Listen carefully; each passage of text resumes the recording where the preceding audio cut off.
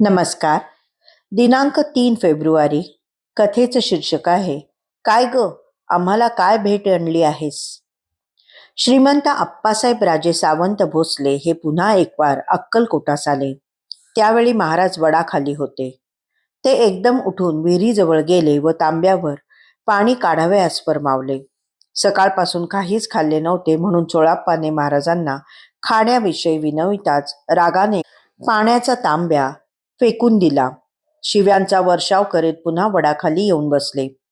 आप्पासाहेब राजे यांना ते समजले. जोवर महाराज खातपीत नाही तोवर आपणही काही खायचे नाही, असे आप्पासाहेबांनी ठरवले. त्या दिवशी सायंकाळी 5 वाजेपर्यंत डोक्यावर पांघरून घेऊन महाराज निजून होते. मग एकाएकी उठून रागाने बोलले, अरे गाढवा, उपाशी का मरतोस उगाच, निकल जा. आप्पासाहेबांनी महाराजांना आपण जेवल्याखेरीज मीही जेवणार नाही असे निक्षून पण विनयाने सांगितले. तेव्हा महाराजांनी चोळाप्पास नैवेद्य आणण्यास सांगितले. मग कनाती लावून नैवेद्य स्वीकारला. आप्पासाहेबांनी उष्टाप्रसाद घेतला. त्यानंतर राणीसाहेब महाराजांचे पाय चेपीत बसल्या. एकाएकी उठून महाराजांनी राणीसाहेबांच्या थोबाडीत भडकावली. यथेच्छ शिव्या दिल्या. मग शांत होऊन म्हणाले, काय ग, आम्हाला काय भेट आणली आहेस.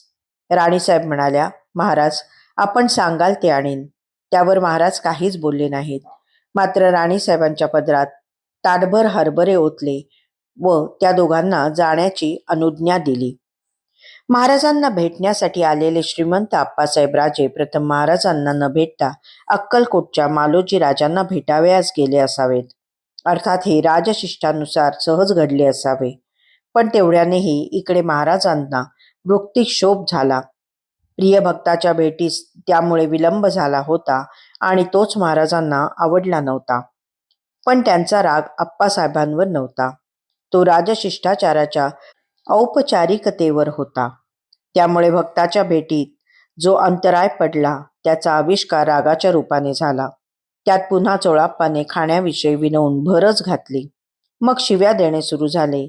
अर्थ असा की मी भक्त भेटीसाठी तळमळत असता हे खाण्यापिण्याचे सुचतेच कसे तुम्हाला, आणि हा राजा तरी काय समजतो स्वतःला. तुमचे राज्य या विहिरीसारखे मर्यादित संकुचित आहे आणि जे राजेपण मिरवतात ते लोटाभर पाण्याइतके क्षुद्र आहे.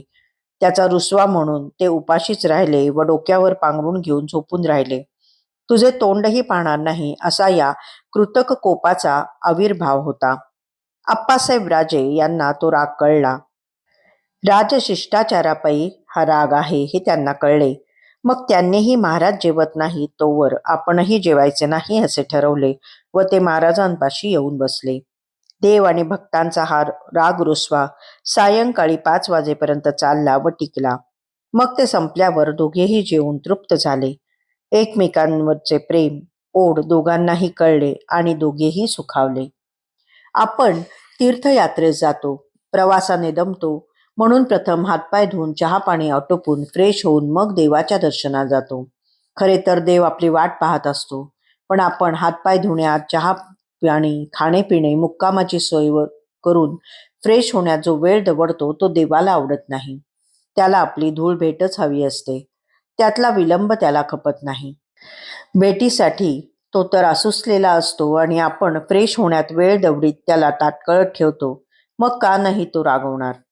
ज्या ओढीने आपण तीर्थक्षेत्री जातो ती ओढ फ्रेश राहणे महत्वाचे असते. शरीराने दमलो तरी मनाने दमू नये. देवाला तुमचे मन पाहावयाचे असते. पावडर कुंकू लावलेले चेहरे नव्हेत. मन फ्रेश असले की झाले.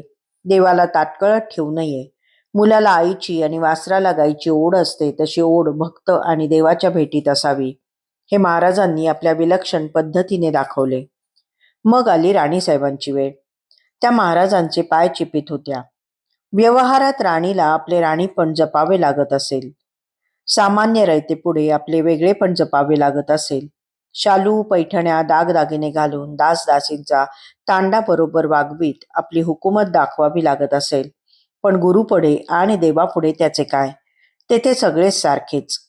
क्षुद्र भिकारी याचकच, पण पाय चेपणाऱ्या राणीच्या हस्तस्पर्शातून ही राणीवपणाची, अहंकाराची भावना महाराजांना जाणवली असावी. सूक्ष्मातून सूक्ष्म जाणीवाही देवाला कळणारच की. तो आपल्या मनात, चित्तात, बुद्धीत, हृदयात अंतर्स्थित झालेला असतो. त्यामुळे मनात उठवणारे विचारस्पंद प्रथम त्यालाच कळणार आणि मगच आपल्याला जाणवणार हे विसरू नये. राणीसाहेबांच्या मनातली ही राणीपणाची अहमभावना घालवण्यासाठीच महाराजांनी कोणाच्या ध्यानीमनी नसता एकदम उठून राणीसाहेबांच्या थोबाडीत भडकावली. राणीला ते समजले. अहमभावना टाकून ती खरोखरी लीन झाली. मनोमन कान उपटून घेत तिने क्षमा याचना केली. महाराज लगेच शांत झाले. त्यांचा तरी राग कोठे खरा होता? त्यांचा आविर्भाव हा आपल्या मनातील क्रियांच्या प्रतिक्रिया स्वरूप असतो. आपले मन स्थिरावले की महाराजही स्थिरावतात.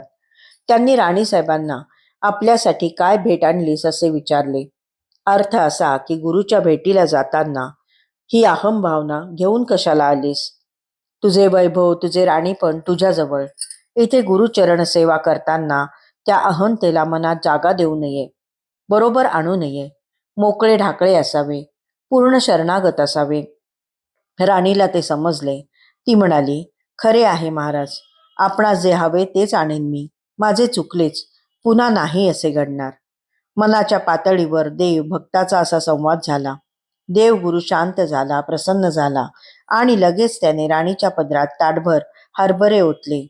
हे हरभरे म्हणजे हरे भरे वैभवच गुरुकृपेचे प्रासादिक वैभव होते. धन्यवाद.